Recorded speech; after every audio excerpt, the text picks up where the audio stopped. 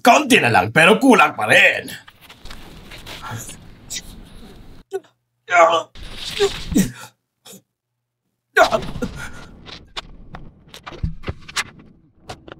Sa bawat suntok, kulang ng konting tiyaga.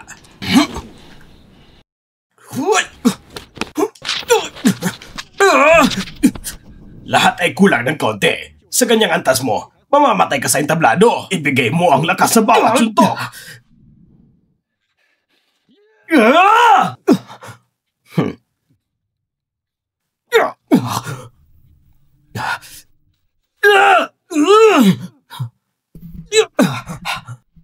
Napakahina.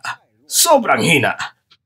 3 taon ka nagsanay sa akin. Hanggang ngayon, ni 10 kong galaw, hindi mo pa rin kayang gawin. Master, hindi ko kasalanan nito. Ang mga pulseras na ito ay masyadong kakaiba. Sa loob ng 3 taon, tuwing nag-iinsayo ko, mas lalo silang bumibigat. Ngayon, parang kasing bigat na ng bundok. Ang mga pulseras na ito ay kayamanang sagrado ng sekta. Habang mas tumataas ang antas ng tagapagsuot, mas bumibigat ang mga ito. Ngayon, ang bawat pulsera ay may bigat ng libu-libong jin. Ibig sabihin, ang lakas ni Xiaofeng. Hindi ba, Master? 3 araw na lang magsisimula ang paligsahan ng digmaan. At ngayon ang araw ng pagpipili ng mga kalahok ng pamilyang Yi. Ang mga pulseras na ito, pakibuksan niyo po para sa akin. Ang kayamanang ito ay sagrado, pati ako. Hindi ko ito kayang buksan.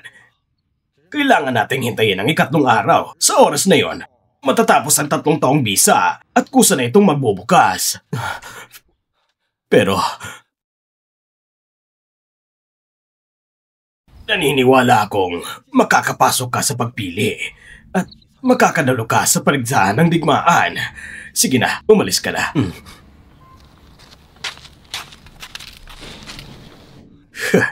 Batang mangmang. Si Xiaofeng ay may suot na pulseras ng dugong jade.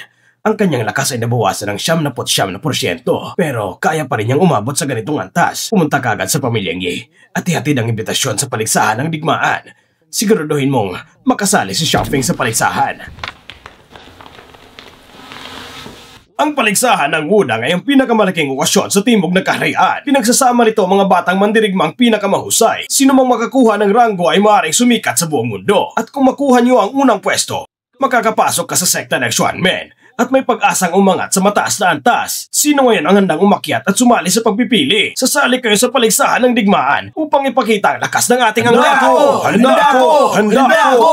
ako! Ako ang sasali. Napakahalaga ng paligsahan ng digmaan. Ikaw ang isang anak na mababang uri. May lakas loob kang sumali. Karapat-dapat ka ba? Tamang sinabi ng nakakatanda nga mo. Sa pagpili para sa paligsahan ng digmaan, ikaw, Yifeng, isang anak ka lang sa labas. Sasali ka pa? Wala ka talagang galang. Hindi ka ba tinuruan ng ina mo? Nakalimutan niyo na ba? Patay na ang nanay niya. Si Yifeng lang ang natitira, kasama ang inutil niyang ama. Namamalimos lang sila ng makakain sa pamilyang Yi. Isang anak na may ina, pero walang pagpapalaki. Isang pamilya ng mga hamak. Oo nga. Wala akong oras makipagtalo sa isang bastarong katulad mo. Ngayon din, lumayas ka na. Kung hindi, babaliin ko mga binti mo. Ayon sa batas ng pamilya Yi, lahat ng anak ng Yi may karapatang sumali sa paligsahan ng digmaan. Kahit anak ka pa ng pinuno, wala kang karapatang palisin ako. Sabi mo wala akong karapatan? Ako, Yifeng, hindi ako sumusunod sa utos mo. Mga tao, dalhin siya palabas at parusahan siya na mabigat. Panginoon ng sambahayan? Tay. Panginoon, nakakanta na nga mo. Si Xiaofeng ay bata pa at walang muwang. Kayo po mga kagalang-galang. Huwag niyo po sanang palakihin pa ito. Aalisin ko na siya ngayon din. Xiaofeng, wala nang ina mo. Mahirap ng kalagayan natin sa pamilyang Yi. Ang paligsahan ng digmaan ay hindi para sa tulad mo. Halika, ako rin na Yi. Bakit hindi ko pwedeng sumali? Dahil isa kang anak sa labas. Ayon sa batas ng mga ninuno ng Yi, ang mga tulad mo ay pinagbabawal matuto ng sining ng Yi. Ikaw ang walang silbi, hindi marunong ng kahit anong martial art, hindi ka kabilang sa pagpili. Kung marunong man ako o hindi, malalaman mo kapag sinubukan mo. Tama ba ang narinig ko? Gusto mo ba talaga akong hamunin? Hindi. Xiaofeng, huwag kang padalos-dalos. May malaking tsansa na manala siya sa paligsahan ng digmaan. Kung hahamunin mo siya, para kang lumalakad papunta sa kamatayan. Sabi ni inay bago siya mamatay, dapat tayo maging matatag. Pero sa mga taong lumipas, Anong ginawa mo? Yumuyo ko ka palagi. Tinalikuran mong dangal natin. Kung hindi mo kaing tumindig, ako nang gagawa. Nako, ang pulseras, napakabigat.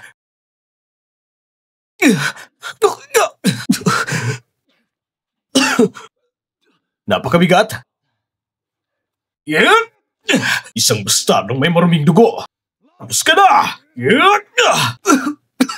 Mas mahirap akong kumain ka kaysa bugbugin ka. Xiaofeng! Tama na! Tama na, Xiaofeng. Sige na. Xiaofeng, humingi ka ng tawad sa nakakatandang amo. Hihingi ka ng tawad? Huli na para dyan. Panginoon ng pamilya, bata pa siya. Hindi pa niya alam ang tama't mali. Pakiusap, ipakita niyo ang inyong awa. Ang kakulitan ng bata ay mapapatawad pa. Ngunit ang paglabag sa batas ng angkan ay hindi. Si Yifeng ay palihim na nag-aaral ng sining ng Yi. Dapat siyang parusahan ng mabigat. Hindi ko ninako ang sining ng Yi. Kung ganon, saan mo natutunan ang mga galaw mo? Natutunan ko sa... Sabi ni Master, wag na wag ko siyang ibubunyag. Kita mo, nagnakaw nga siya. Ang ina mo'y nangaliwa. At ikaw ay magnanakaw ng sining. Isang pamilya ng mga walang hiya. Huwag mong bastusin ang ina ko. Xiaofeng, bakit? Nagsisinungaling ba ako? Ang nanay mo'y walang dangal. Nakikipagrelasyon sa isang utusan. At ipinanganak ay isang bastardong tulad mo. Ang nanay mo isang hamak na babae. Kaya kayong lahat ay lahi ng mga hamak. Walang hiya ka. Mamatay ka. Xiaofeng! Mukhang hindi ka pa rin tumitigil, ha? Kung ganon, bugbugin niyo siya hanggang sumuko. Sige na! Xiaofeng, tinuno ng pamilya. Isa siyang dugo ni Yime. Pamangkin mo siya. Sa alaala ng iyong kapatid. Patawarin mo na siya ngayong pagkakataon. Pinuno, nakikiusap ako sa inyo. Pagkawalan mo siya. Pinuno, nakikiusap ako. Itigil niyo. Xiaofeng. Ama, hindi mo basta-basta pwedeng palampasin ito. Ninakaw niya ang sining ng Yi family. Pinuno, salamat. Tigil. Saan mo siya dadalhin?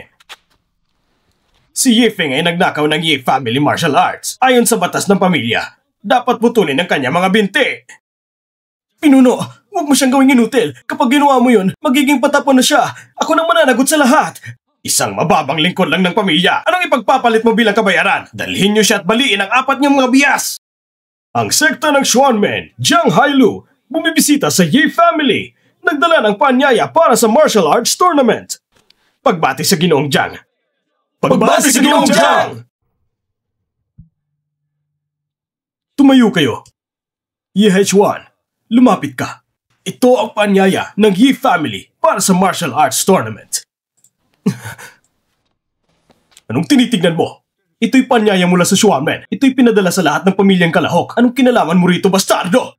Pagkaalis ni Ginoong Jiang, babaliin ko mga binti mo! Ang sekta ng Xuanmen ay palagi nagpapadala ng paanyaya ayon sa pangalan na isinumite ng bawat pamilya. Ngayon, ang Yi family namin ay hindi pa nagsisimula sa pagpili. Ang paanyaya ay malino na utos mula sa Xuanmen. Ano? May reklamo ka? Hindi. Wala ko reklamo.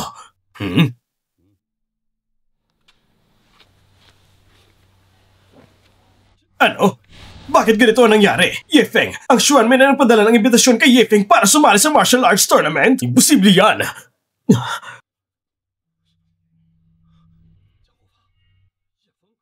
Si Yifeng ay anak ng isang babae mula sa mababang uri. Isa siyang hamak na tao.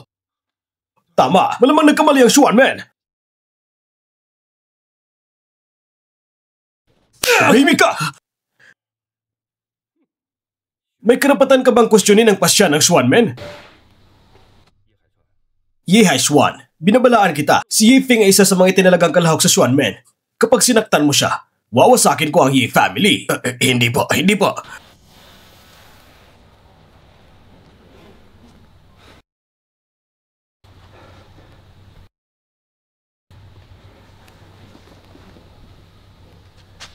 Ito ba'y plano ng aking guro? Na siya mismo nag-utos sa Xuanmen na magpadala ng imbitasyon? Sino nga ba talaga siya? Ama, anong gagawin natin ngayon? Hindi natin pwedeng hayaang sumali si Yifeng sa paligsahan. Ipapahiya lang niyang pamilya Yi natin. Yifeng, kahit ano pa man ang dahilan kung bakit ka naimbitahan sa martial arts tournament, isa ka pa rin sa lahi ng Yi family. Kay saklaw ng ating mga batas. Ngunit sabi ni Jiang Hufa kanina, hindi niyo ko pwedeng saktan. Tama, hindi ka pwedeng saktan. Pero hindi niya sinabi na bawal ka ikulong. Simula ngayon, ikulong siya sa silid kahoy. Pagkatapos ng paligsahan, Saka na natin putulin ang kanyang mga binti. Magandang ideyang ikulong si Yifeng para hindi niya mapahiya ang Yi family sa paligsahan. Mga tao, dalhin si Yifeng sa kulungan!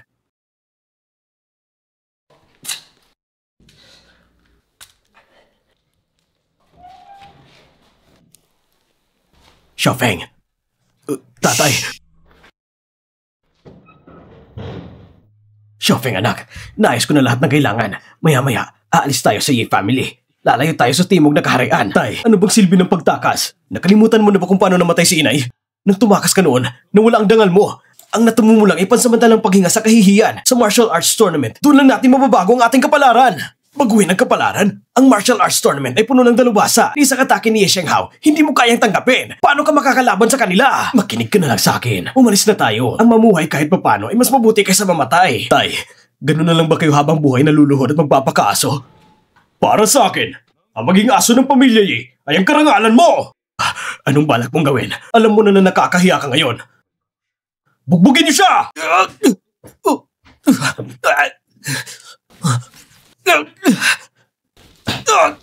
Feng, amang sinabi ng ama mo, kayo ng tatay mong hampas lupa ay parang aso ng pamilya Yi.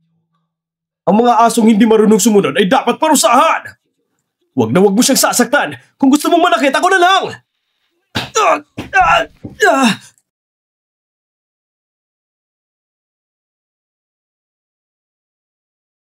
Aray! Wag! Tigilan niyo na! Wag! Isang babaeng walang dangal at taksil sa sariling pamilya. Karapat dapat ka bang magkaroon ng altar? Yes, now! Alisin mong paa mo dyan! Sige, aalisin ko ngayon din.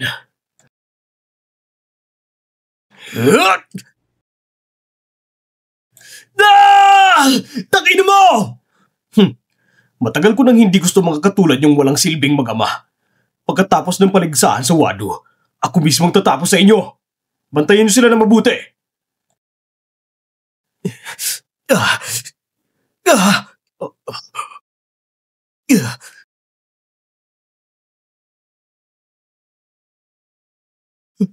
Bakit? Kasalanan ko lahat. Hindi ko kayo naprotektahan. Kaya noon, hindi ko rin naprotektahan ang anak ko. Kasalanan ko lahat ito. Tay, hindi mo ito kasalanan. Wala naman tayong ginawang masama sa kahit kanino. Pero may mga taong gustong tapakan tayo. Kahit ang alaala ni Inay, kinuha ni Ye Shenhao ang hayop na yon. Ano ba bang kaya natin gawin? Kung titiis lang tayo, wala rin mangyayari. Ngayon, si He Shewan ang pinuno ng Ye family at si Ye Shenhao ay isang pambihirang talento. Sa harap nila, wala tayong sandata, kundi sarili nating dugo. Sa 3 araw, magsisimula ng Wado tournament. Kung makakaya kong manatiling buhay, maaari kong magkasali sa paligsahan at pasanin lahat ng kahihiyan. Pero, Tay, pagtiwalaan niyo naman ako kahit minsan. Kailangan ko lang makayanan hanggang sa 50.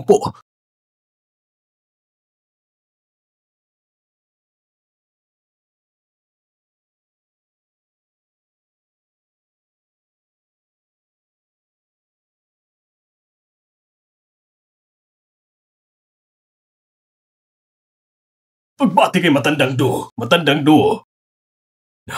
Bakit wala si Xiaofeng? Pinuno, kailangan po bang ihinto muna ang laban? Ang Wado tournament ay napakahalaga. Hindi ito basta-basta pwedeng baguhin. Ipagpatuloy ang paligsahan gaya ng dati. Magpadala ng tao para hanapin si Xiaofeng. Ako na mismo ang pupunta. Ang Wado tournament ay pinagsama-sama ang mga kabataang magdirigma sa timog na kaharian. Isang dakilang okasyon ito. Ngunit simple lamang ang patakaran. Ang pinakamalakas ang mananalo. Sino man ang makapanatili sa entablado hanggang sa huli, siya ang magiging kampyon ng Wado tournament. Siya ay tatanggapin sa Xuanmen. Sino sa inyo ang gustong unang lumaban? Ako na!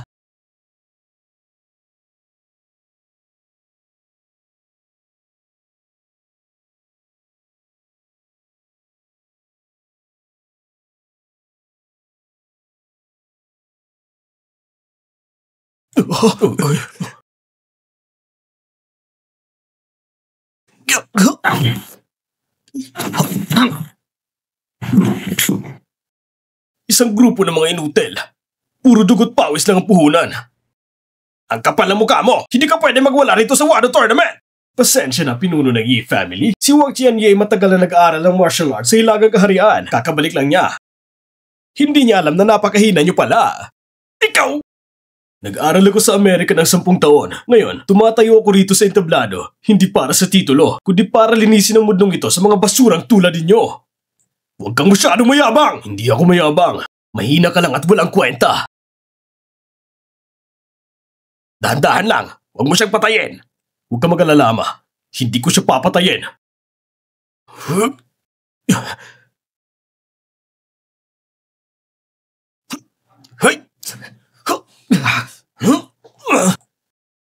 Ito bang tinatawag niyong unang henyo sa Jiangsheng? Hindi rin naman pala ganun kagaling. Paano nangyari yon? Bakit hindi pwede mangyari? Si Wang Tianye nagtagal ng 10 taon sa Hilagang Kaharian at tinalo niya ang lahat ng mandirigma noon. Mahigit 10 dalubhasang mandirigma ang napatay niya sa laban, kung hindi lang dahil sa Wado Tournament ngayon. Ang tinatawag niyong unang henyo sa Jiangsheng, hindi man lang makalapit sa kanya. May kalahating oras pa ako bago matapos ang oras ng insenso. Malapit nang umabot ng 50. Bakit hindi sabay-sabay na lang tayong lumaban? Tapusin na natin agad. Tumigil ka!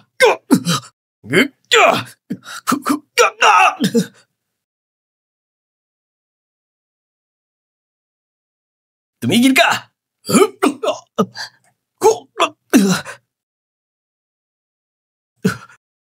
Anong ginagawa mo dito? Sumama ka sa akin.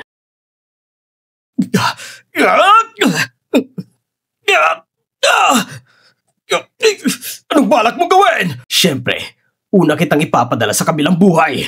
Sandali, susuko na ako! Susuko na ako! Yes, now! Tay, tulungan mo ako! Ano pang hinihintay nyo? Tulungan niyo siya! Ay!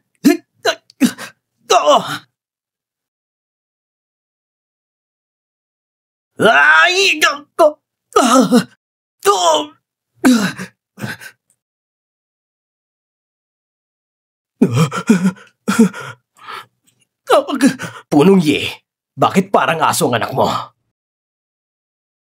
Gusto mo ba talaga mamatay?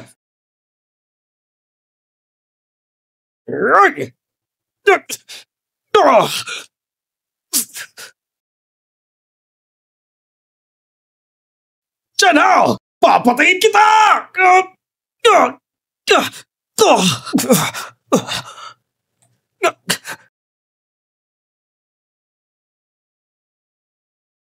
Halika! Tignan mong tatay mo. Ni gumawa ng Zongzi, hindi niya magawa. Ikaw daw ang unang henyo ng Jiangsheng. Ngayon, mukhang mamamatay ka rin sa kamay ko. Sige, tutulong ako! Nakalimutan mo na ba ang kondisyon ng anak ko? Kahit ano, tatanggapin ko. Mabuti, pagsamahin na lang natin ang pamilya Yi at pamilya Zhu. Lahat kayo magpapalit ng apelyido sa Zhu. Hindi pwede yan. Ang pamilya Yi may daang taon na kasaysayan. Imposible yan!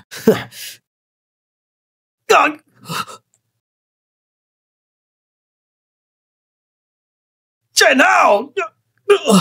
Tay, tulungan mo ako. Ayok mamatay. Sumuko o mamatay. Pumili ka. Ginoong Liu, si Su Tianye ay napakabagsik. Hindi mo ba siya pipigilan? Sa ibabaw ng entablado, ang buhay at kamatayan ay walang pinipili. Basta't pasok sa mga patakaran. Kung kulang ka sa galing, kahit magmamakaawa ka. Teka! Mga pinuno ng pamilya, sinong may lakas na loob na harapin si Su Tianye? Ang pamilya niya, handang ipusta ang buong kayamanan! Kung sino man ang mga has na umakyat, magiging ganito din ang kapalaran nyo. Wala! Tay, hindi ba't sinasadya ng langit na wasakin ng pamilya niya? Ako nang lalaban sa kanya.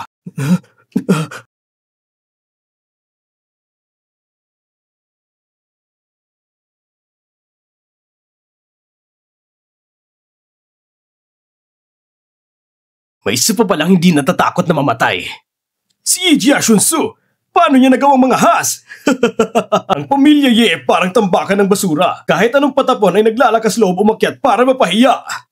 Xiaofeng, mahina ang tatay mo. Hindi kita natulungan noon.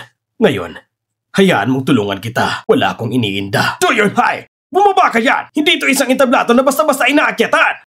Maaring hamakin mo ang isang anak, pero hindi mo dapat hamakin ang isang ama. Ikaw, Punong Yi, kayang lumuhod para sa anak mo. Ako naman, si Du Yunhai, kayang tumindig para sa anak ko. Ang mga epekto ng dalawahang modelo ay nakakaingay.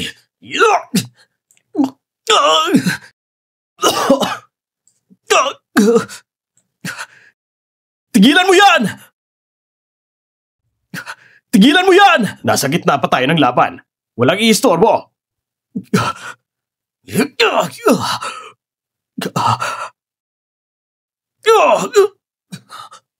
Tay! Alam ko na. Alam kong walang silbi ang lakas na yan. May iba pa bang gustong ipagtanggol ng pamilya Ye? May iba pa bang gustong umakyat at mamatay? Ako! Hindi pa tapos ang laban. Gusto mo talagang mamatay? Bitawan mo ako! Tay, umalis ka dyan! Umalis ka dyan! Hindi pa tapos ang oras. Imposible ito! Hindi ko akalaing kaya niyang magtiis ng ganito. Bakit niya pa pinipilit? Walang kwentang palabas. Tianyi, huwag ka na mag-aksaya ng oras. Tapusin mo na siya. Oo, sa susunod kong galaw, gagamitin ko ang lahat ng lakas ng 10 lungsod. Kung makakayanan mong saluhin, hayaan na natin!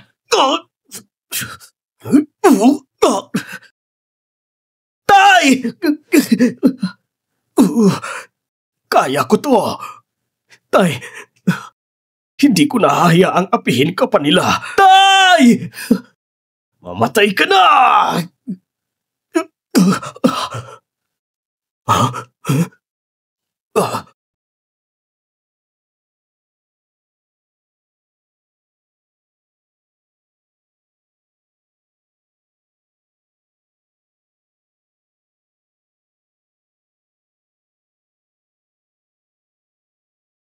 Ang pulang diadema. Sino ba talaga siya? Ang galing ng mga pinangmahina. Kung may tapang ka, akong labanan mo! Akala mo ba, ang isang anak ng patapon, ginagamit mong paraan para mag-atake ng palihim para saktan ako? Sa tingin mo ba, karapat-dapat ka na makipaglaban sa akin? Sa tingin mo, makukuha mong atensyon ng mga tao sa Ye family? At mabago ang tadhana mo? Sige, babasagin kong ilusyon ninyo! Yeah!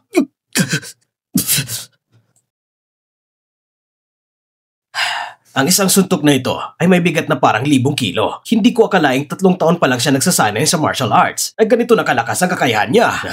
Ano ba naman yon? Si Xiaofeng ay talagang pambihirang talento sa martial arts. Dumaan siya sa maraming pagsubok. Kaya lalo siyang lumakas. 3 taon siyang pinipigilan ng Blood Jade Twin Bracelets. Ngayon, hindi na siya matitinag. Laban ulit!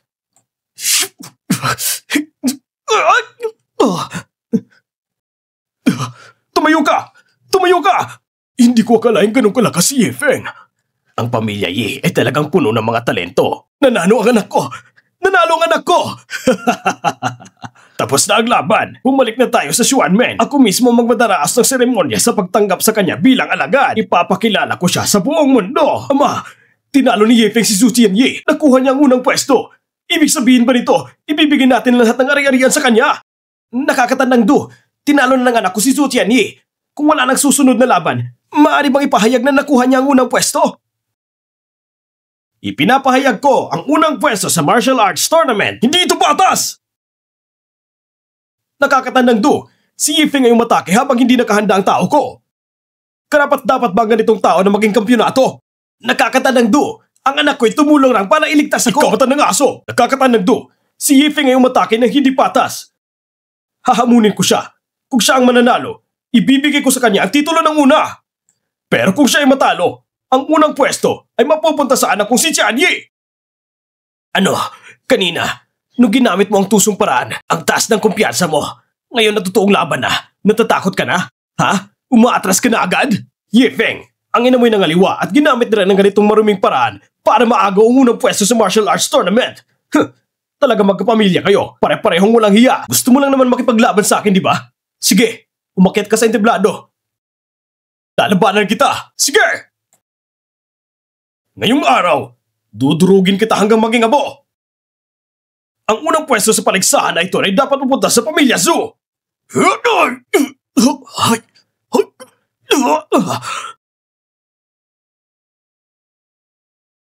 Hindi ko makita. Si Zhu Chaoyan ay isa sa pinakamahusay sa matatandang henerasyon. Ngunit di siya ay hindi kayang talunin si Ye Feng. Mukhang ang kapalaran ng paligsahan ay nakatakda na. Ama, hindi natin pwedeng hayaang manalo si Ye Feng. Kapag nanalo siya, at siya ang mangunguna, mamamatay tayong lahat. Ama, tigilan mo siya! Yeah! Tigilan mo yan!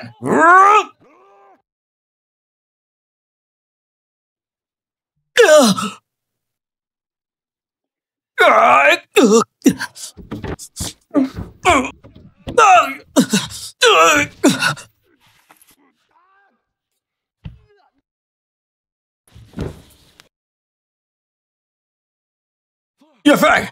Yefeng! Anak ko! Yefeng! Si Yefeng ang nagligtas kay Yi Xinhao at nagligtas sa Yi family ninyo! Bakit niyo siya pinagtaksilan? Bakit niyo siya gusto saktan? Dahil anak siya ng isang taksil! Hindi ako papayag! Hindi ko hahayaan ng isang anak sa labas ang magmana ng Yi family at tapakan kami sa ulo! Nakakatanda, si Yefeng ay tinraidor. Sino na ngayon ang kukuha sa unang pwesto? Si Yi Haishuan ay nandaya sa laban. Dapat siyang patawan ng parusahan sa kamatayan! Ngunit sa totoo lang, natalo din si Yefeng. Yefeng, nakita mo na? Akala mo ba sa pamamagitan ng maruming paraan, maaangkin mo ang unang pwesto sa torneo? Sinasabi ko sa iyo, ang may tunay na kakayahan lang ang karapat-dapat. Ako lang ang nararapat para rito! Zhou Tianye, ang yabang mo! Labanan mo ako ng patas! Yefeng, tama na. Nasugatan ka na ng husto. Kung lalaban ka pa, mamamatay ka na. Umalis na tayo. Umalis na tayo! Yefeng!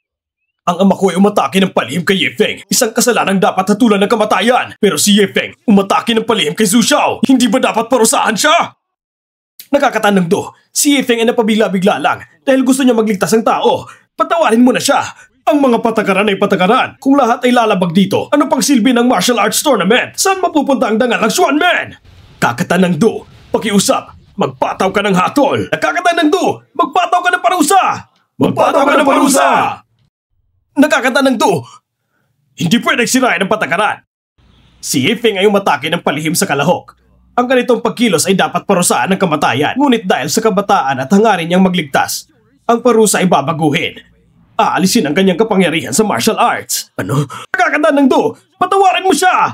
Maawa ka naman sa kanya! Anong gagawin niyo? Anong gagawin niyo? Yefeng, kahit magaling kang lumaban, ano ngayon? Isa ka pa ring aso sa paningin ko!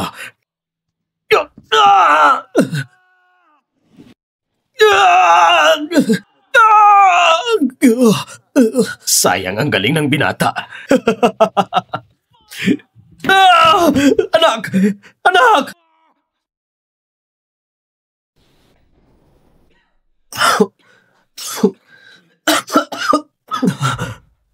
Xiaofeng!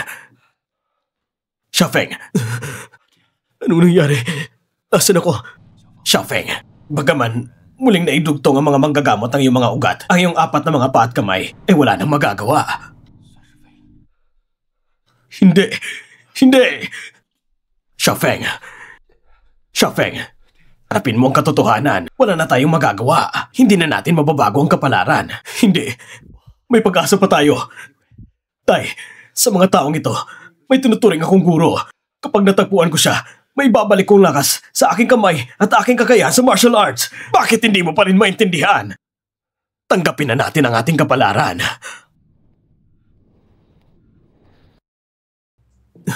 Paumanhin, maaari ba akong magtanong?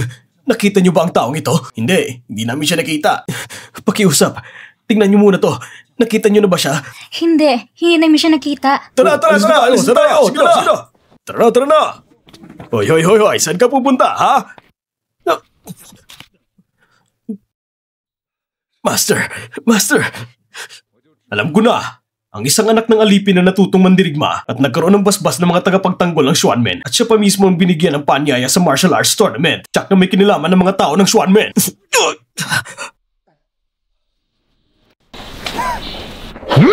Kahit lumpo ka na, bakit hindi ka pa rin sumusuko? Iniisip mo pa rin gumanti kay Batang Guro Zhou kasama ng iyong guro? Bukod sa napakalaki ng malaking pagkakaiba ninyo sa katayuan, kung lakas lang ang pag-uusapan, kayang-kaya kayong durugin ng Batang Guro Zhou sa isang salita lang. Teka, hindi pa ako tapos. Sinabi ko ba na pwede ka nang umalis? Ang aking ama ay namatay dahil sa iyo, kaya ngayon tuturuan kita ng aral at gagantihan kita sa ginawa mo. Napili na si Ducheng, ang nakakatanda ng Xuanmen, bilang kampiyon ng torneo. Imulat mo ang mata at tingnan kung nasaan ang guru mo. Ye Chenghao, anong ibig sabihin nito? Ngayon ang pagpasok ko sa Xuanmen, seremonya ko ito bilang alagad ng banal na mandirigma. Bakit mo dinala ang basurang ito? Batang Guru Zhou, naimbestigahan ko na. Ang guro ng bastardo na ito ay traitor sa Xuanmen. Magkasabwat sila para pabagsakin ang Xuanmen. Kaya pala isang anak ng manugang nakasali sa torneo ng martial arts at sinakta ng anak ko. Ang Xuanmen ay sandigan ng kaharian sa timog. Kung pababagsakin mo ang Xuanmen, gusto mo ring wasakin ang kaharian sa timog. Siya'y espiya mula sa kaharian sa Hilaga. Hindi ako espiya mula sa Hilaga at hindi rin traidor ng Xuanmen ang guro ko. Bakit? Kung gayon, ang sayo ba ang pulang jade bracelet ang kayamanan ng Xuanmen? Dahil ninakaw ninyong magguro yan, Yefeng, upang makuha mo ang unang pwesto at mapalapit sa banal na mandirigma, talagang pinaghirapan mo? Ano? Sayang? Akala ko pa naman ay may potensyal ka. Agad mong ibigay ang impormasyon tungkol sa traidor na yon, kundi ay mamamatay ka? Ipinamanak ako sa pamilya ngunit dahil anak ng manugang, di nila ako pinahalagahan. Tanging guro ko lang ang di tumingin sa mababa kong estado, tinuruan ako at binigyan ng pagkakataon. Ngayon, wala kayong makukuhang impormasyon tungkol sa kanya. Nakakatandang Du, huwag nang mag-aksayan ang laway sa bastardong yan. Nasa kamay ninyo ngayon. Ito ang larawan ng guro ng bastardong yan. Sa isang sulyap, malalaman na. Bilang nakakatanda ng Xuanmen sa loob ng maraming dekada, agad kong makikilala ang sinumang miyembro ng Xuanmen. Yefeng, kapag nahuli ang iyong guro, sabay ko kayong pagbabayarin sa buhay ng aking ama. Napakawalang galang. Hindi ba't lumpo na siya? Paano pa siya may ganyang kalakas na kakayahan? Ikaw na walang kwentang aso? Akala mo ba makakaligtas ka na dahil kinain mo ang larawan? Nakakatawa. Huwag kayong mag-alala mga Ginoo. Nakita ko na ang larawan at tutulungan ko si Batang Guru Zhou na linisin ang mga taksil sa Xuanmen. At tungkol naman dito, sa asong walang silbi na iyan dahil wala na siyang saysay. Kaya Yefeng, sisimulan natin sa iyo. Pagbabayaran mo ang buhay ng aking ama. Yeah!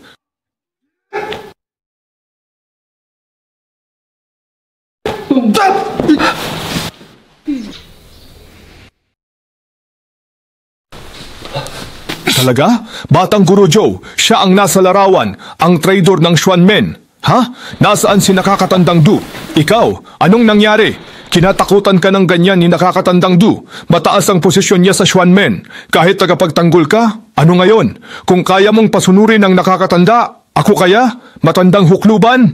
Nakipagsabwatan ka kay Yefeng para pabagsakin ang Xuanmen. Ngayong nabunyag na ang lahat, kamatayan lang ang para sa'yo. Hindi ba?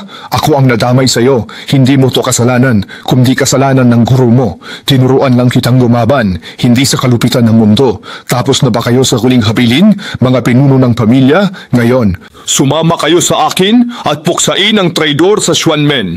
Anong poprotektahan ko? Ducheng, naglakas loob kang saktan ako? Disipulo ako ng banal na mandirigma at mamumuno sa Xuanmen. Isa ka lang nakakatanda. Kung disipulo ka ng banal na mandirigma, sino siya? Isa lang siyang bastardo, si Zhou. Walang kwentang aso sa paanan ni Xiao, hindi ba? Aba, magaling! Isang araw pa lang akong wala at naging basura na naman ako ng Xuanmen. Ang disipulo ko ay naging aso sa paanan. Mayabang at mapangahas, binaluktot ang katotohanan. Gusto niyong mamatay? Para magdulot ng kaguluhan sa mundo. Mayroon. Sino ka? Sa ganyang lakas, banal na mandirigma, nasugatan ng guro. Kamusta ang prinsipe? Dinaya ni Yefeng ang isang negosyante sa torneo ng martial arts. Ako ang numero 1 sa torneo, may karapatan akong maging disipulo ng banal na mandirigma. May karapatan akong maging tagapagmana ng Xuanmen. Napilitan lang si Xiaofeng na kumilos para iligtas ang ama. At saka, malinaw kong nakita na ang atake niya ay nagpatalsik lang sa'yo, hindi ka nasaktan. Ginoo, pwede mong protektahan ang disipulo mo, pero hindi mo mababago ang katotohanan. Nakita ng lahat ang nangyari noon. Dahil may pagtatalo sa resulta, tayo na. Sige, lumaban muli, ngunit hindi pwedeng makialam ang banal na mandirigma. Sige, hindi ako makikialam. Guro, wala na akong kapangyarihan dahil sa aking mga paa at kamay. Imposibleng manalo ako. Lumpo ka man, nakakatayo ka pa rin. Xiaofeng, pambihirang henyo ka sa martial arts at mas lumalakas ka sa bawat hamon. Naniniwala akong mananalo ang guro. Humayo ka! Gamitin mo ang lahat ng iyong lakas upang puksain si Yefeng at para matapos na ang lahat ng problema. Gamitin mo ang lahat ng iyong lakas upang puksain si Yefeng at para matapos na ang lahat ng problema. Yefeng, inaamin kong napakahusay mo, ngunit ngayon ay inutil ka na. Isa ka lang talagang walang silbing aso. Sa 3 galaw lang, wawakasan ko na ang buhay mo. Hay nako, wala ka pa ring kwenta. 30% lang ng kapangyarihan ko ang ginamit ko sa galaw na iyon. Di ko inakala na bibigay ka. Ako ang mananagot. Pasensya na, hindi sinabi ni Tianyi na neutral siya, kaya napatay niya ang alagad mo. Talaga ba? Tumingin kang muli. Ano man ang tingin, kaya pa rin niya. Kaya ko pang lumaban. Muli, paanong nangyari to? Isang walang silbi na nawala ng lakas. Paanong nakayana ng atake ni Batang Guro Joe? Hindi mo ba nakita? Kahapon, lumpo na si Yefeng, pero ngayon nakatayo na. Matigas talaga ang buto ni Zhou Xiaoyun. Laging binubugbog, pero kinabukasan ayos na. Pero para mapatay siya, kailangan isang bagsakan lang. Tianyi, huwag ka nang magatubili. Gamitin mo na ang buong lakas mo. Sa suntok na ito, ginamit ko ang lahat ng aking kakayahan. Kung makakatayo ka pa, talo na ako. Kung hindi, kailangan mong bumangon. Sa pagsubok lamang, lalo kang magiging malakas. Kapag bumangon ka, lalo kang lalakas. Tama ba? Bangon! Bangon! Nasa tamang landas ba ang batang ito? Hindi pa rin patay? Ano pang hinihintay nyo? Patayin nyo na habang mahina pa? Hoy, hoy! Ay, ano ba ang nangyayari dito? Hehe. Ngayon, halika na. Kailangan mong sirain muna bago makabuo ng panibago.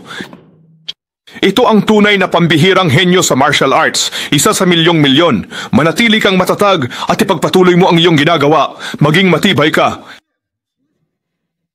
Henyong martial arts? Anong klaseng kalokohan iyan? Imposibleng gumaling ang kanyang mga paralisadong bintit braso. Nagpapanggap lamang siya, tama.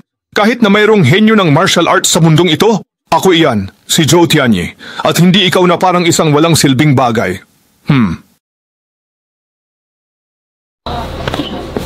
Tianyi, si Batang Guro Zhou ay hindi man lang nakatagal sa isang atake. Parang mas lumakas siya kaysa kahapon. Hindi ka ba kumbinsido noong nakaraang araw? Ngayon, lalaban tayong muli at tiyak na papatayin kita. Sa ganyang kahinang lakas, hindi pa yan sapat para kilitiin man lang ako. Ama! Guro, mag-ingat po kayo. Ingatan ninyo po siya. Humihingi po ako ng mainat na pagharap.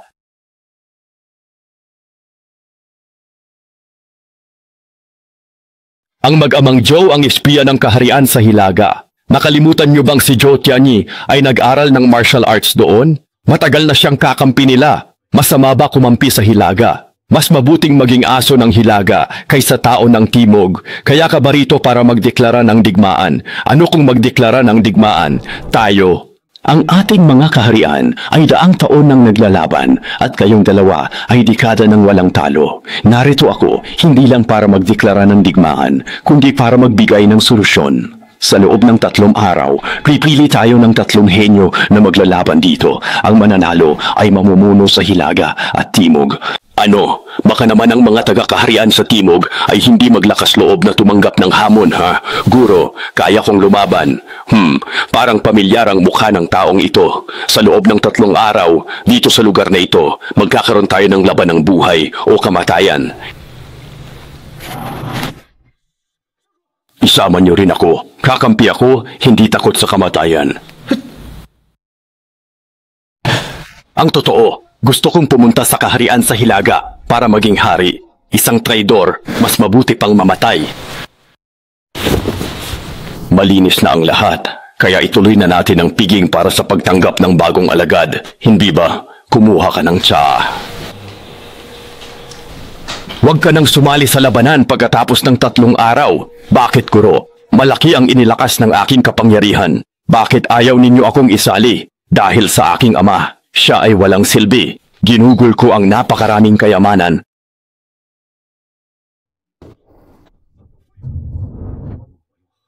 para palakasin ka at isari sa torneo ng martial arts. Pero ni hindi mo matalo ang isang basurang lumpo. Anong silbi mo pa sa akin? Paano mo gustong mamatay? Ginoo, hindi sa walang kakayahan si Tianyi. Kakaiba talaga si Yefeng. Kahapon, sa pilitan kong sinira ang kamay at paa niya. Pero ngayon, magaling na lahat ng sugat niya. Ito ay tila. Ang ganyang pangangatawan, ngayon lang ako nakakita.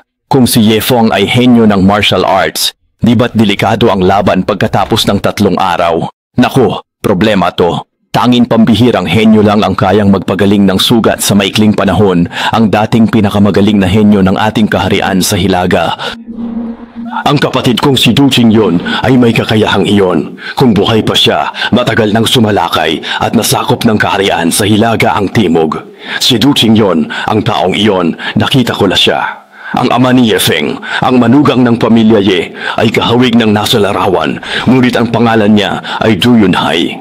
Kaya pala, dati, minasak ni Du Qingyon ang kapangyarihan niya, nagpanggap na patay at tumungo sa kaharian sa Timog. Kung gayon, dapat taga-Hilaga rin si Yefeng. Pinilit kong magtanim ng espiya sa Xuanmen. Hindi ko akalaing magbubunga pala ng di sinasadya. Ha! Mga kasama, pagkalipas ng 3 araw, tuluyan nating masakop ang kaharian sa Timog. Halika't sabay tayong magtagumpay.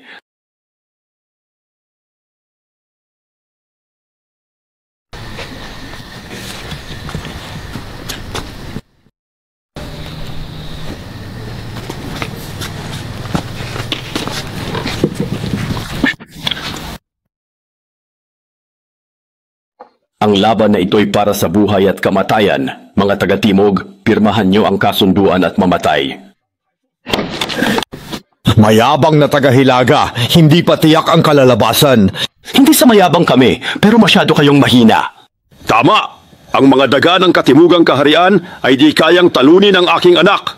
Hayaan ninyo akong linisin ang mga basurang ito. Traitor!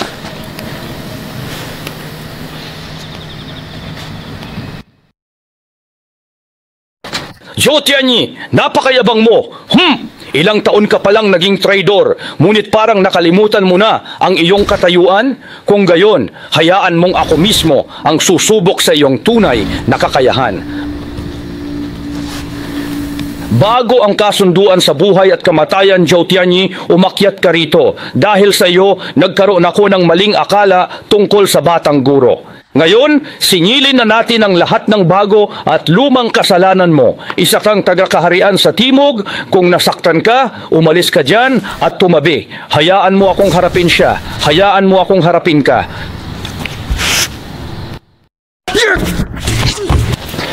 Guro, huwag mag-alala. Si Du Cheng ay nakakatandaan ng Xuanmen. Hindi siya matatalo. Walang silbi.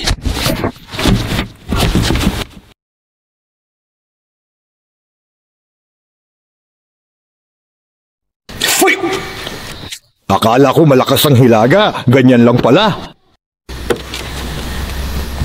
Natalo mo lang ang pinakamahina. Nagyayabang ka na.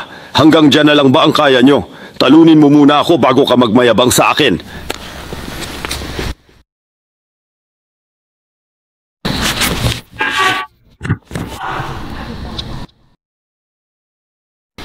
Guro, may kakaiba sa taong ito. Isa siyang misteryo.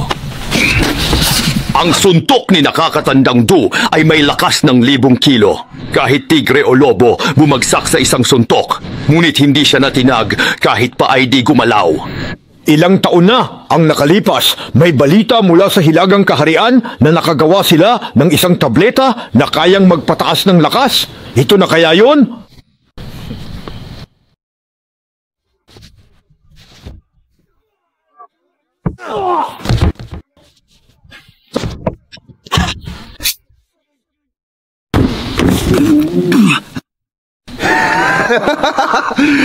Mahina, sobrang hina. Ganyan lang ba ang antas ng mga nakakatanda ng Xuanmen?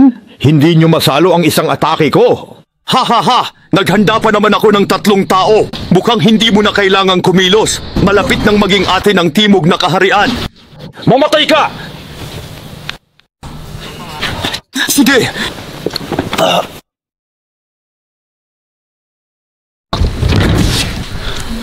Hindi ka rin pala magaling, ha? Talaga ba? Ha? Ano ito? Ano itong kakaibang nangyayari? Pasiglahin ang mga acupoint upang ganap na tunawin ang bisa ng gamot sa loob ng katawan. Halika, huwag kang mag-alinlangan. Kumilos ka na agad.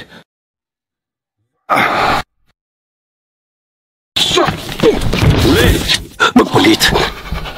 Hindi pa ako natatapos sa pagsasalita. Halika, sumubok ka pang muli.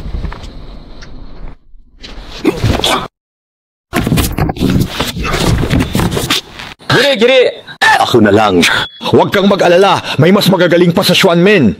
Guro, kakaiba ang diskarte ng kaharian sa Hilaga. Kahit pinakamalakas natin, walang sigurado. Hindi na tayo dapat matalo, kaya ako na. Mahal na guro.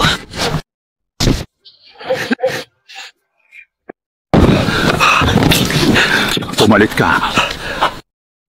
Walang kwenta. Guro, sige na, lumaban ka na. Sandali, Yefeng. Hindi ba? Mayroon pa bang panangailangan para maglaban tayo? Anong ibig mong sabihin? Ha? Hindi nyo pa pala alam? Ang ama ni Yefeng, taga-kaharian sa Hilaga rin, ang mabuti kong kapatid na si Duking yun. Kaya dapat, taga-kaharian sa Hilaga rin si Yefeng at mabuti kong pamangkin. Aking pamangkin? Bakit nakatayo ka pa riyan? Halika rito. Ipinanganak at lumaki sa Timog, para lang sa Timog ako lalaban. Pamangkin, huwag ka nang magsalita. Lumapit ka at panalo na tayo sa laban. Makukuha natin ang buong kaharian sa Timog. Traidor! Manloloko! Aso! Hindi ko inakala na taga-Hilaga ang disipulo ng banal na mandirigma. Niloko niya tayo. Kaya pala nag-alok ng laban ang kaharian sa Hilaga. Matagal na nilang binalak ang lahat. Ito na ba ang katapusan ng kaharian sa Timog? Banal na mandirigma? Magsalita naman po kayo. Naniniwala akong gagawin ng alagad ko ang tamang desisyon. Yefeng, nakikita mo ba? Ang mga taong pinoprotektahan mo ng husto ay hindi naniniwala sa iyo. Halika na at magkasama nating pamunuan ang mundo. Bumalik kayo, Batang Guro. Bumalik ka, Batang Guro! Yefeng, tingnan mo. Sa kaharian sa Timog, kinasusuklaman ka. Pero dito sa kaharian sa Hilaga, ikaw ay higit sa lahat. Ano kung kinasusuklaman? Ipinanganak ako at dito ang tahanan ko sa kaharian sa Timog. Ngayon, nalaban ako para sa kaharian sa Timog. Wala kang utang na loob, kasing tanga ng ama mo. Mandirigma, ihatid siya sa hantungan. Yefeng, ikaw ay batang buro ng Hilaga, pero naging aso ka ng Timog. Ngayon, pagbibigyan kita.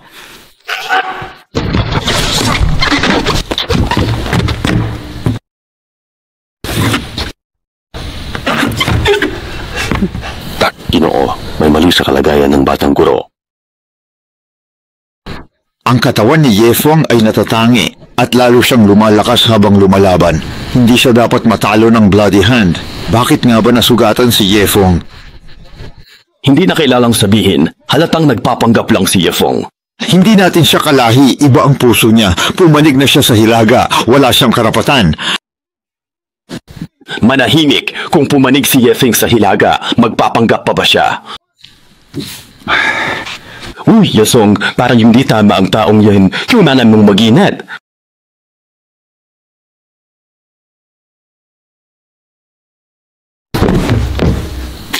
Ha, magaling. Anak ka nga ni Duking yun. Talagang mana ka sa ama mo. Pero, wag mong isipin na nanalo ka na dahil natalo mo lang si Bloodhand. Alam kong espesyal ang katawan mo at ako naman ay henyo sa martial arts na bihira lang makita. Kahit malubha ang sugat ko, kaya kong gumaling agad at lalo pang lumakas. Kaya, pinapunta ko si Bloodhand sa entablado, hindi para talunin ka, kundi para tigilin ang iyong kakayahan. Tama, mayroon kayong parehong pangangatawan ng iyong ama. Kaya pareho kayong may kahinaan at iyon ay ang gulugod. Kapag nasaktan ang gulugod mo, hindi ka na makakabangon. Sa huling laban, tiyak na matatalo ka. Huling pagkakataon mo na, sumuko ka sa akin, kundi patay ka. Huwag kang satsat ng satsat, di pa alam sino ang panalo. Ha, kailangan pa bang pagpasyahan ng mananalo? Wala ka ng pagkakataong lumaban. Hindi na kailangan ng alagad ko. Kahit si Zhou Tianyi na walang silbi ay madali ka nang durugin. Ako na ang bahala sa basurang ito at personal ko siyang dudurugin. Boyo! Moyon, ikaw na. Huwag po kayong mag-alala, banal na guro. Hinding-hindi ko siya bibigyan ng anumang pagkakataon.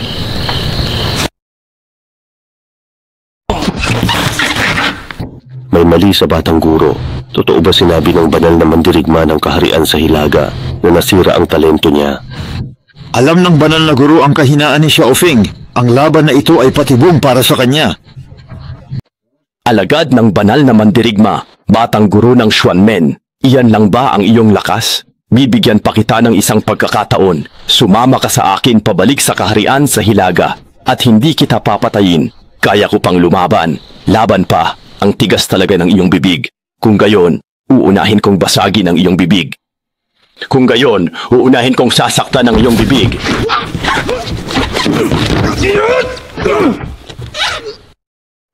Matagal ko nang sinabi na kayong mga taga-kaharian sa Timog ay mahihina. Ikaw at kayong lahat ay magiging mga aso sa aking paanan, maaga o huli. Kami, mga taga-kaharian sa Timog, ay hindi mga talunan. May matibay na paninindigan.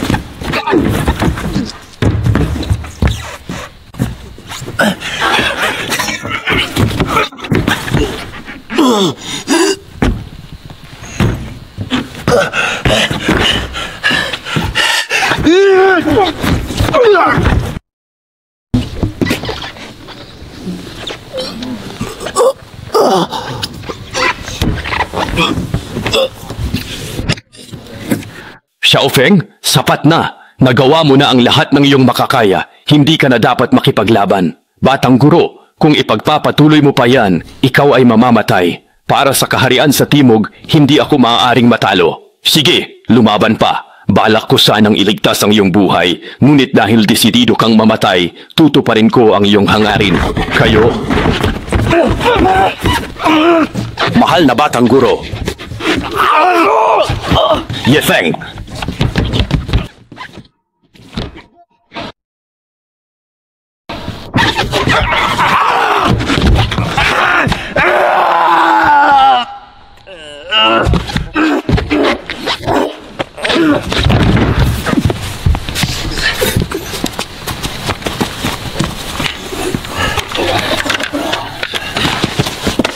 Guro, hindi ka nag-iisa. Nandito ako palagi para sa iyo.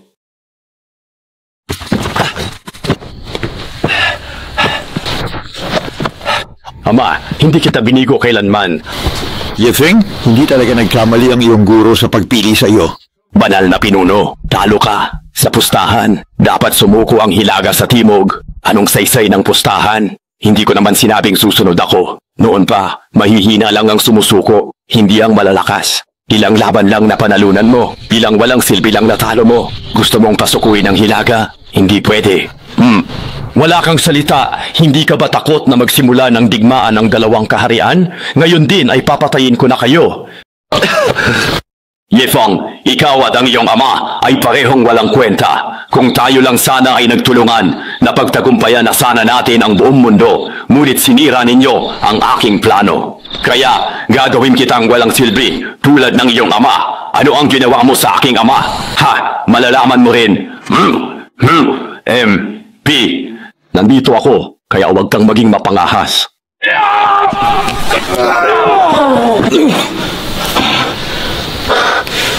Matanda, kahit nanalo ka ngayon dahil sa pagiging maingat, ano naman, hindi magtatagal, lulusubin ng mga mandirigma mula sa kaharian sa Hilaga, ang kaharian sa Timog, at kayong lahat ay magiging parang aso sa ilalim ng aking paa. Ako aalis, pero kayo hindi. Tulungan sila, bawal silang pabalikin sa Hilaga. Kung makabalik, mapapahamak ang Timog. Patayin.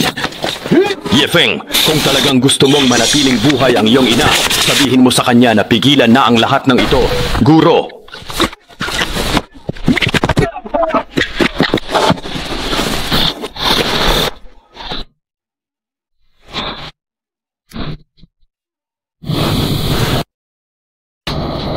Guro, ang aking ina ay nabubuhay pa. Oo naman, buhay pa siya. At kung nais mong matagpuan ang iyong ina, pumunta ka rito sa aming hilagang kaharian.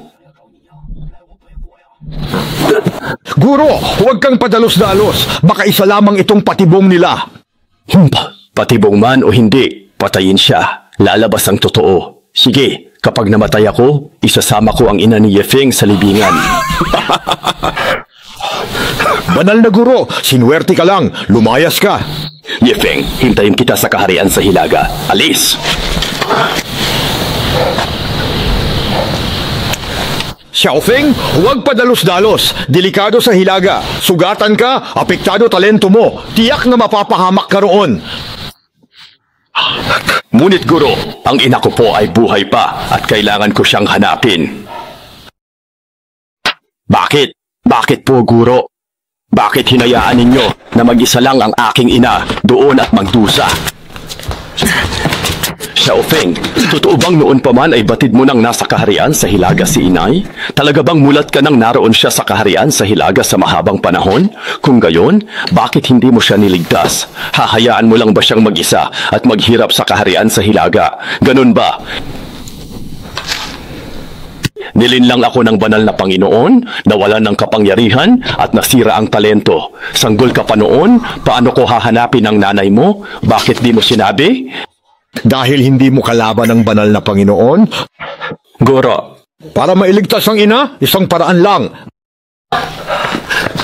Guro, may paraan ka. Meron!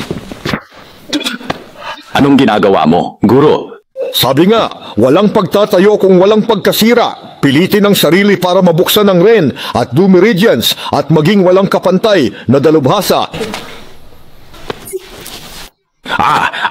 Guro, kakayanin ko pa. Sige pa, ipagpatuloy lang po.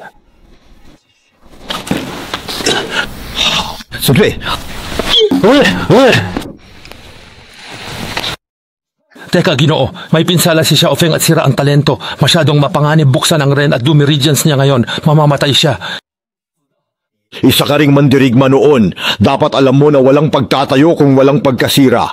Kung gusto mo lang ng payapang buhay, bakit ka pa nagsasanay ng martial arts? Xiaofeng, gusto mo bang akyatin ang tuktok ng martial arts? O maging isang pangkaraniwang tao lang? Gusto kong akyatin ang tuktok ng martial arts. Iligtas si inay. Guro, sige. Bota ka!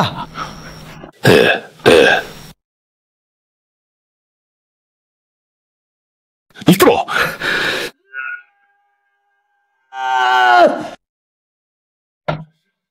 Nabago na ang ugat at pundasyon mo at bukas na ang Ren at Du Meridians mo. Xiaofeng, nakatapak ka na sa rurok ng martial arts. Halika, susubukan ko na ang lakas mo.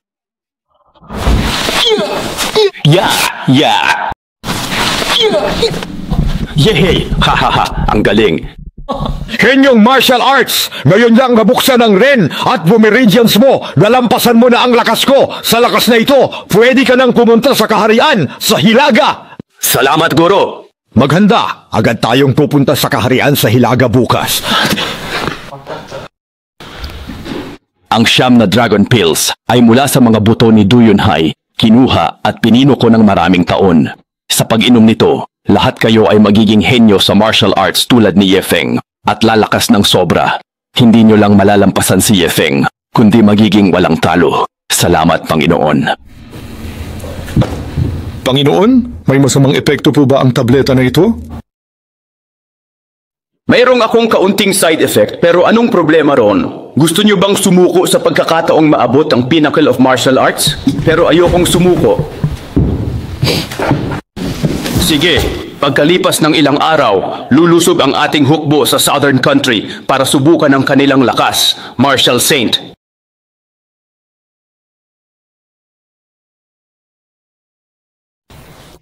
Nasaan ang pinuno? Lumabas siya. Ha ha ha. Bata, dumating ka nga talaga. Dinala mo pa ang matandang yan mula sa aking banal na lupain para mamatay. Nasaan ang nanay ko? Pangit na walang alam. Akala mo dahil nanalo ka sa Southern Country, ay pwede ka nang maghasik ng lagim dito sa Northern Country. Purihin nyo ako, Zhu Xiao. Hahayaan nyo akong talunin ang magmaster na yan para palakasin ang dangal ng Northern Country. Tinalo na kita. Sandali. Mali. Master, huwag kang mag-alala. Hindi ko siya kalaban. Napansin mo ba? Kakaiba ang kanilang ayos. Maitim ang labi. Pula ang mata, malinaw na nalason sila. Ngunit puno sila ng sigla at lakas. Masigla at puno ng buhay. At ang kanilang lakas ay higit na nakahihigit sa dati. Noon, panigurado akong gumamit sila ng eliksir na nagpapalakas sa kapangyarihan ng isang tao. Kalma ka muna. Susubukan ko muna ang kanilang lakas. Halika, Xiao Wen. Lalabanan kita. Dati, ikaw ang pinakamahusay na eksperto sa Southern Country at kinatatakutan ko noon ang tatlong bahagi mo. Ngayon, sa aking palingin, ikaw ay isa lamang hamak na langgam. Yamang atat na atat kang mamatay, ihahatid na kita sa iyong huling hantungan. Tunay ngang ang hinala ni Master ay wasto. Ang kalagayan ng mga taong ito ay lubhang kakaiba. Hey, hindi rin naman pala ganoon katindi ang kakayahan ng 5 martial saints ng Southern Country. Itay, ang 9 Dragon Pill na ito, tiyak na kayang gawing isang ordinaryong tao ang makarating sa pinnacle of martial arts at talunin pa ang 5 martial saint. Bakit mo ako pinipigilang kainin ito? Bakit ka nagmamadali? Tingnan pa natin. Huwag kang magmadali. Kaya ko pa. Halika, bata. Huwag kang mag-alinlangan ako. Kaya ko pa. Halika. Hay.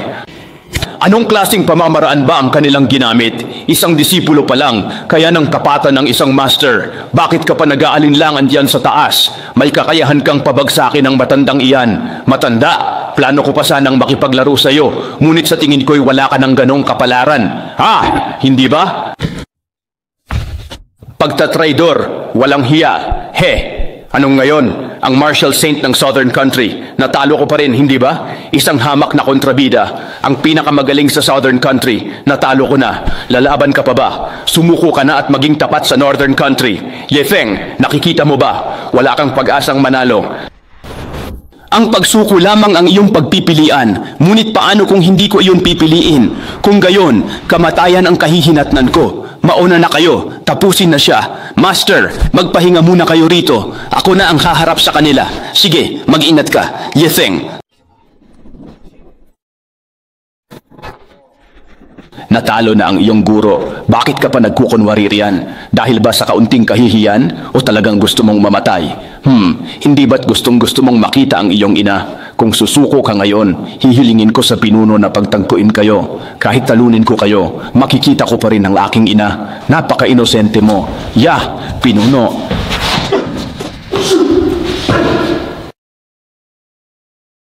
Pinuno, tila talagang bumuti ang lakas ng taong ito. Hindi kaya uminom din siya ng kung anong elixir? Napakalaki ng iyong pagkakamali. Uminom ka lang ng kung anong elixir na walang silbi. Ginawa mo na ang lahat ng karimari-marim na paraan. Pero iyan lang ang kaya mong ipakita. Nakakatawa talaga. Papatayin kita. Umalis ka!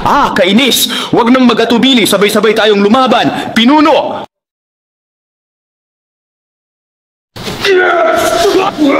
Mo yun, Ye Xiang, nagkataon lang ang pagkapanalo mo noon sa akin, pero ngayon, wala ka ng pagkakataong manalo.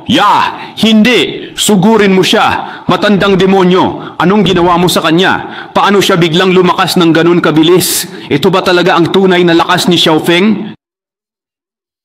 Ito ang tunay na henyo sa larangan ng martial arts. Gaya ng sitwasyon mo ngayon, hindi pa huli ang lahat para ikaw ay sumuko. Kapag nagkakaisa na ang mundo, tiyak na ako ay hihinto. Uminom ka pa ng gamot.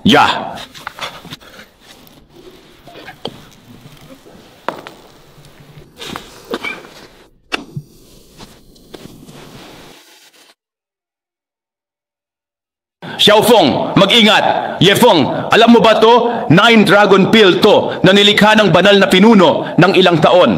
Nagbibigay ito sa mandirigma ng lakas ng isang henyo sa martial arts. Gusto mong malaman kung saan ito gawa? Mula sa bone structure ng tatay mo. Kapag natalo ka namin, ang sayo ang susunod.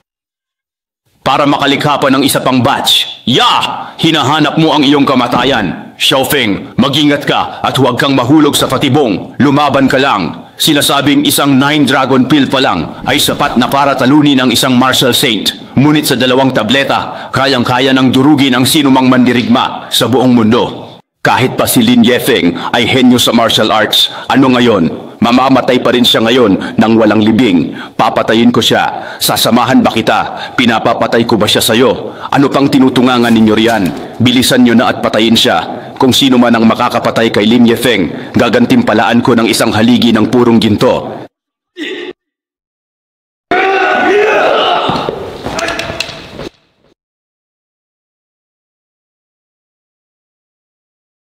Hindi! Imposible! Gaano ka palang katagal nagsasanay? Kahit henyo ka, di ka magkakaroon ng ganyang kakayahan. Sabihin mo paano ka lumakas at ipagpapalit ko ang Northern Country sa'yo. Matatalikuran mo ba pati lugar ng iyong kapanganakan? Para lumakas, handa akong talikuran ang lahat. Hindi ba ganyan ang mundo? Sa malalakas ang lahat, ang mahihinay wala. Kung makakatalikod ako ngayon, bukas mas lalakas ako at mas marami ang makakamit.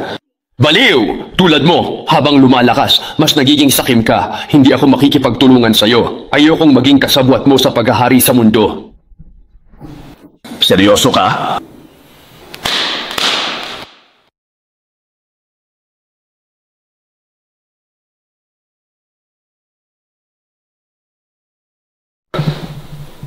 Inay?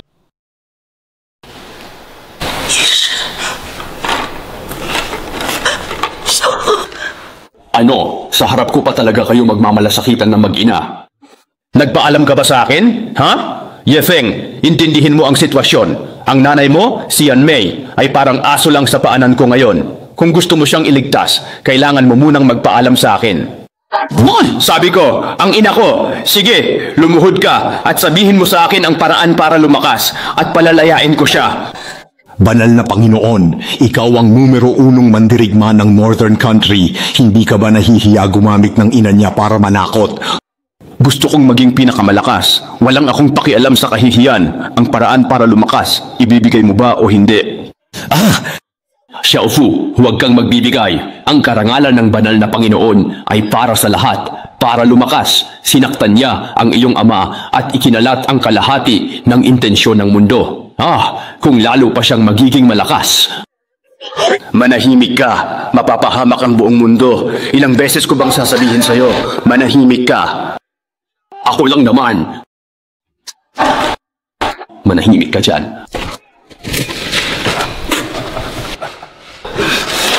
Aray ko, napakasakit nito.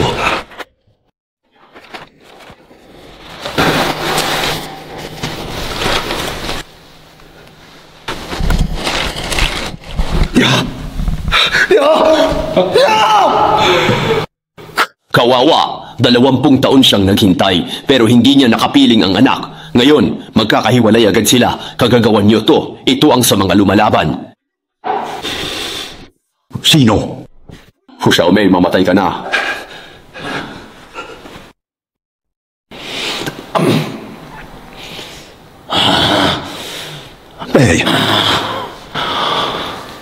Tingnan natin kung sino ang maunang mamamatay.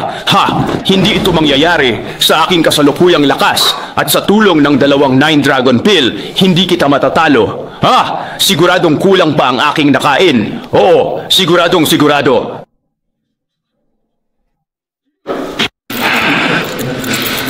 Yabaho,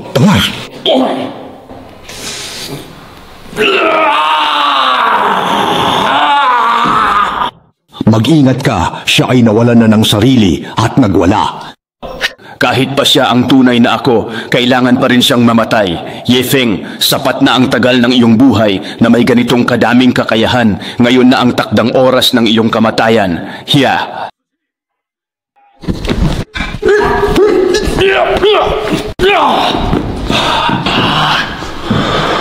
Xiaofeng, ininom ng banal na Panginoon ang eliksir at nailabas na niya ang lahat ng kanyang potensyal. Ngunit siya mismo ay magdurusa sa epekto nito. Magtiis ka pa ng kaunti, tiyak na mamamatay siya. Kahit pa ako'y mawala sa mundong ito, sisiguraduhin kong isasama ko kayo sa libingan.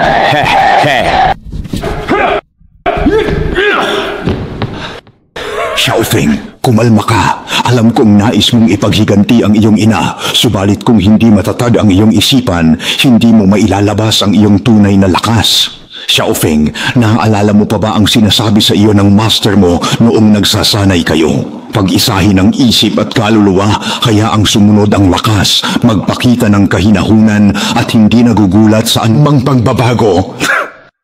Nasa bingit ka na ng kamatayan, nag-aaral ka pa ng martial arts? Bakit kailangan mong magpakahirap?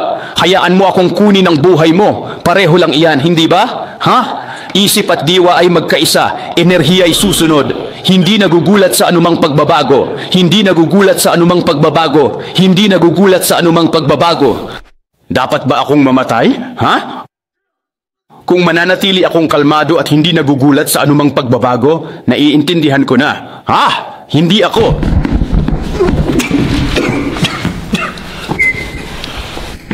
Hindi ako matatalo sa iyo. Ha?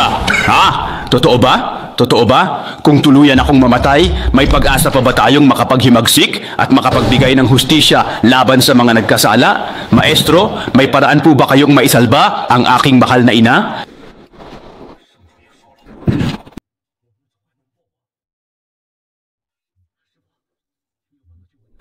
Hayaan ninyong subukan ko. Kumusta po kayo? Guro, huwag kayong mag-alala. May pag-asa pang mailigtas ang inyong ina, bagamat ang kanyang mga sugat ay malubha.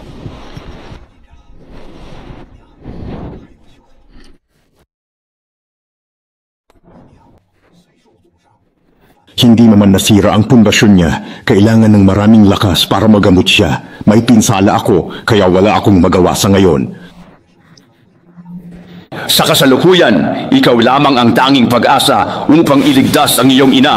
Huwag kang magapura. Ang proseso ng pagpapagaling ay humihingi ng ganap na pagtutok. Kahit kaunting pagkakamali ay maaaring magdulot ng kamatayan para sa iyo at sa iyong ina. Balik muna tayo sa Southern Country at doon natin sisimulan ang pagpapagaling sa iyong ina. Hindi pa tayo dapat magmadali at sumuko. Huwag kang mag-alala. Hindi pa ito ang tamang pagkakataon. Natin bang isuko si Feng ng ganoon kadali? Paano na ang 100 taong pundasyon ng pamilya Zhu? Paano na ang ating paghihiganti? Huwag kang mag-alala, may paraan ako upang tugunan iyan.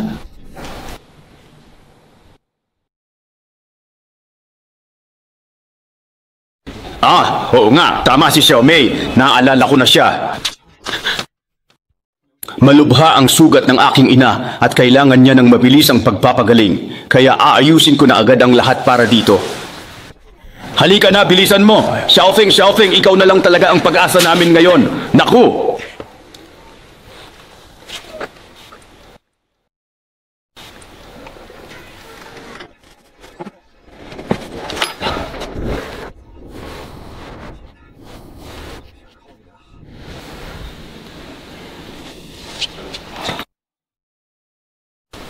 Si Xiaofeng ay lubos na nakatuon sa pagpapagaling kay Yamei. Ang proseso ay puno ng panganib, kaya ang iba ay patuloy na nagbabantay.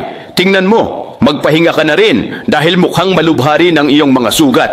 Namatay na ang banal na pinuno ng hilagang bansa. Mayroon pa bang makakapagbanta sa inyo ng batang master sa mundong ito? Mayroon pa ba? Aba, oo naman. Ang dalawang taksil na sina Zhou Tianyi at Zhou Chaoyun ay naglakas loob pang bumalik sa Southern Country para lang maghanap ng kanilang kamatayan. Mag-ingat kayo. Ha? Paanong nangyari ito? Iniisip pa ba ninyo na ako ang dating Zhou Tianyi? Iyan ba si Zhou Tianyi na dati ay lubos na sumusunod? Ininom ko ang 9 Dragon Pill at nakamit ko na ang Pinnacle of Martial Arts. Ako ang magiging pinakamalakas sa buong mundo. Hindi pa rin ba kayo magsusuko? Aray!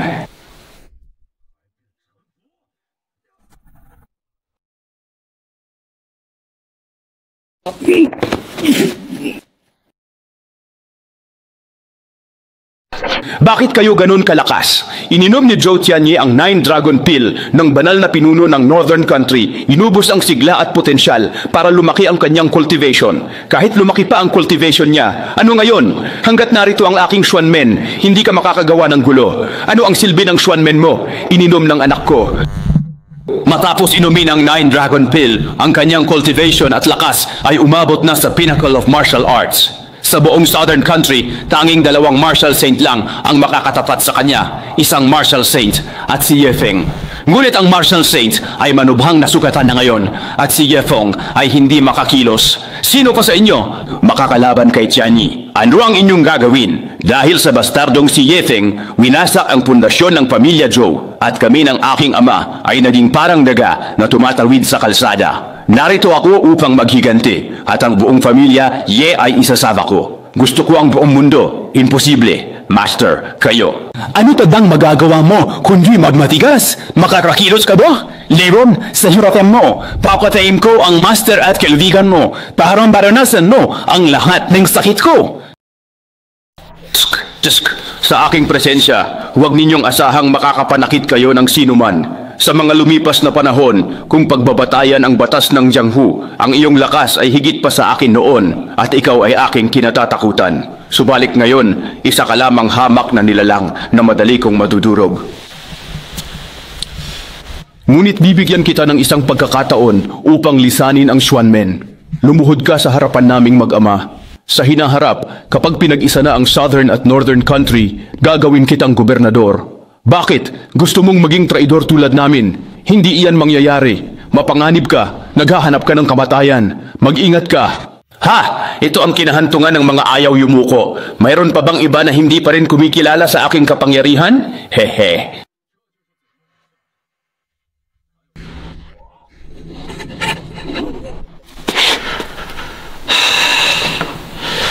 Kaming mga taga-Southern Country ay hinding-hindi pwedeng magpatalo sa isang traidor. Tadapagtanggol, huwag kang mag-alala, young master, dahil hanggat buhay ako, hinding-hindi ko hahayaan na guluhin ka ng magnanakaw na iyan. He, Zhou Tianyi, sige pa.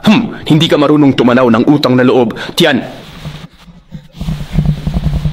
Yi, bilisan mo at agad na tapusin ang pagpatay sa kanya.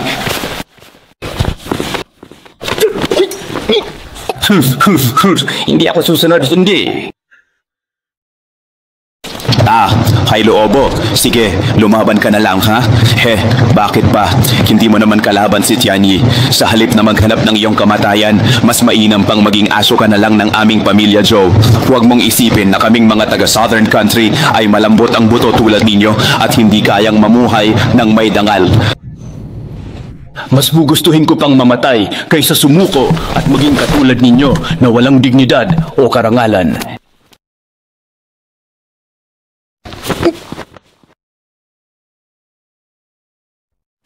Ikaw, isa ka ring tagapagtanggol ng Xuanmen, handang ibuwis ang buhay para lang protektahan ang halimaw na si Yefeng. Sulit ba? Ang pagprotekta sa young master ay pagprotekta sa Southern Country. Siyempre, sulit. Sige. Kung gayon, papatayin ko ngayon ang young master at wawasakin ang Southern Country. Pero sinabi ko na, hanggat nabubuhay ako, hindi ko hahayaang masunog mo ang araw na ito. Bitiwan mo. Bitiwan! Bitiwan! Huwag na huwag mong pitigilan. Bitiwan mo sila. Pakawalan mo sila.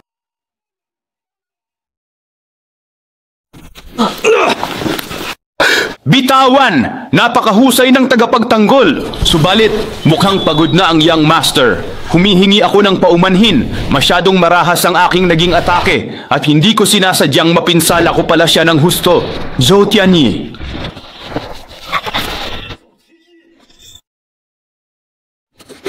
Huwag kang mapusok. Kapag may nangyari, pareho kayong mapapahamak ng iyong ina. Ngunit huwag kang mag-alala. Nandito ang iyong master. Hindi sila magtatagumpay. Lumapit ka. Gayunpaman, master, malubha ang iyong sugat. Hindi mo kayang labanan si Zhou Tianyi. Kahit nga ang kumilos ay hirap ka. Kung ganoon, kayo na lang.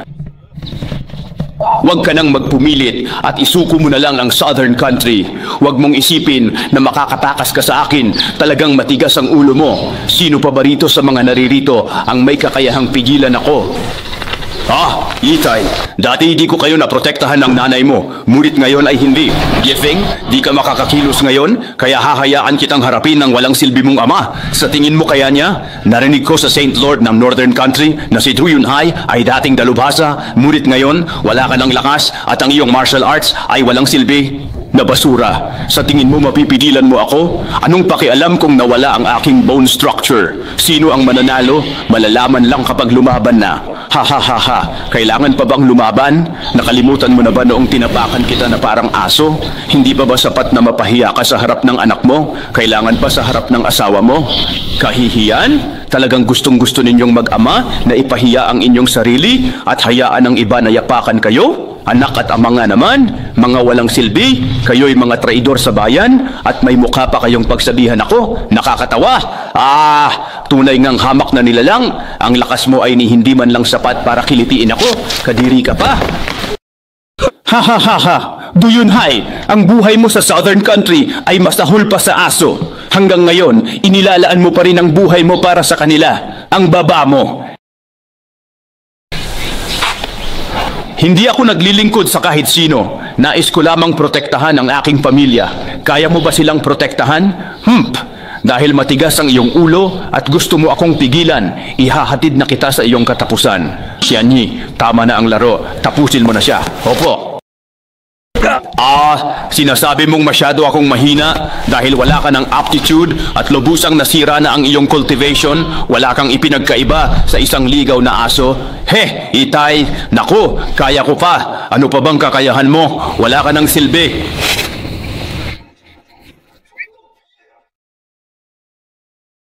Hinayaan lang kitang mabuhay sandali, kaya sa tingin mo ay may karapatan kang labanan ako? Hindi ko hahayaang mamatay ka ng ganoon kadali.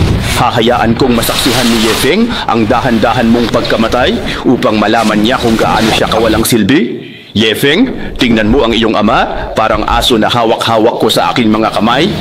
Ano ang magagawa mo? Zhou Tianyi, bitawan mo siya. Kung gusto mong saktan ako, Itay, sige, hindi ka makakakilos. Gusto mo bang gamitin ko ang isang kamay? Itay, huwag kang gagalaw. 20 taon kitang hinintay at sa wakas, muli tayong magsasama. Kung mamatay man ako, wala akong pagsisihan. Kasama ang iyong ina at mabuhay kayo ng maayos. Ha.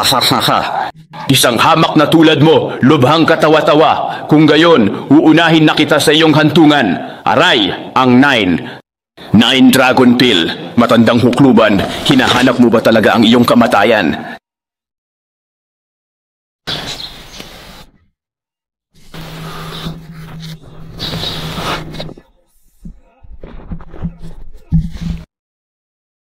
Matandang hindi mamatay-matay, ibalik mo sa akin ang 9 Dragon Pill. Hoy matanda, ibalik mo sa akin ang 9 Dragon Pill. Ang 9 Dragon Pill ay isang elixir na nilikha ng banal na pinuno ng Northern Country para sa kanyang mga ambisyon gamit ang aking aptitude. Ganito.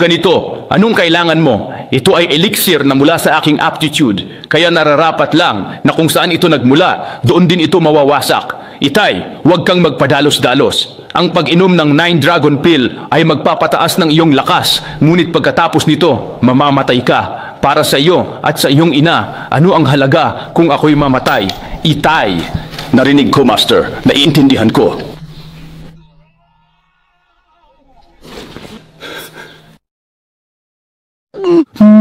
Ulitin natin. Teka, Master, paano namang biglang lumakas ng ganito ang kaniyang kapangyarihan na kaya na niyang makipagsabayan kay Zhou Tianyi?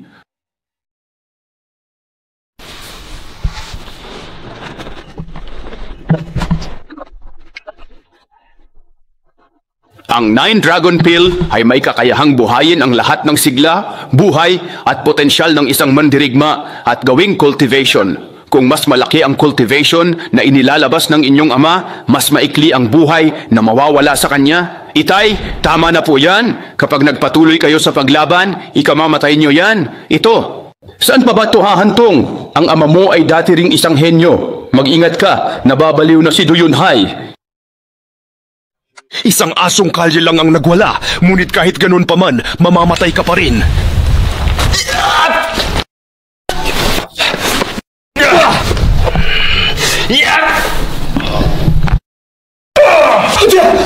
Sinasayang ng walang kwentang to ang kaniyang cultivation. Pigilan niyo siya at babagsak din yan. Pepe, hindi na ako makapagpapatuloy ng matagal pa. Kailangang matapos natin ito kaagad.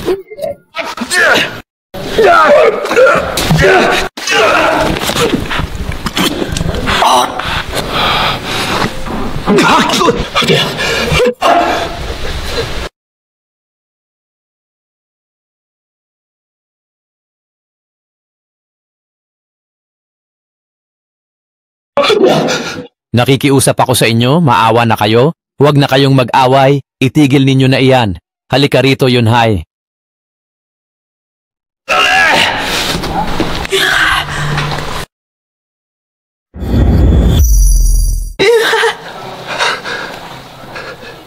Huwag ka. Xiaofeng, alagaan mong mabuti ang iyong ina. Oh. Laban.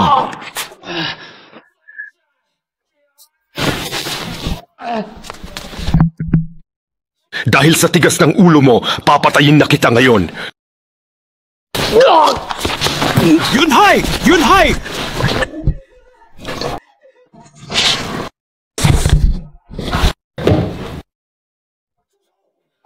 Mamatay!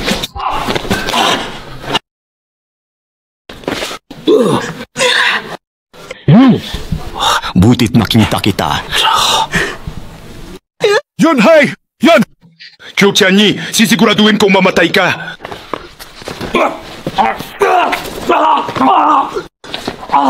Bakit? Bakit sa dinami-dami ng taon na nagsanay ako sa martial arts at uminom pa ako ng 9 Dragon Pill, bakit hindi pa rin kita matalo? Dahil sa masasamang hangarin at gawa mo, hindi ka mananalo. Kung alam ko lang ang ganid mong ambisyon, sana'y piluksa na kita sa martial arts conference bago ka pa makapinsala sa mga tao. Ngayon na ang tamang panahon para matapos na ang lahat ng ito. Ito na ang dapat na katapusan ng lahat. Aray ko! Ang suntok na ito para sa pagtataksil mo sa Southern Country. Ang suntok na ito para sa kasamaan mo. At ang suntok na ito para sa pananakit mo sa mga mahal ko sa buhay. Ha? Mali ako. Susuko na ako. Huwag mo na akong saktan. Hindi mo lang basta hindi alam na nagkamali ka. Alam mong oras mo na. Kaya sa suntok na ito, wawakasan ko buhay mo. Umalis ang asawa ni Zhou Taoyuan. Hindi na siya makakatakas. Ikaw rin, malapit nang magwakas ang iyong pagtakas.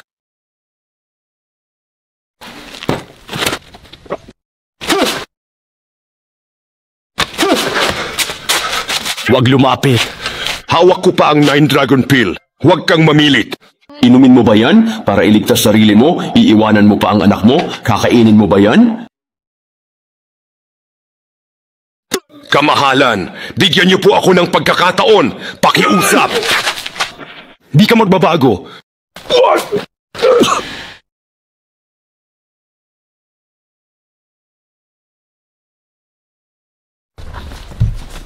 Huwag niyo akong saktan. Nakikiusap ako sa inyo.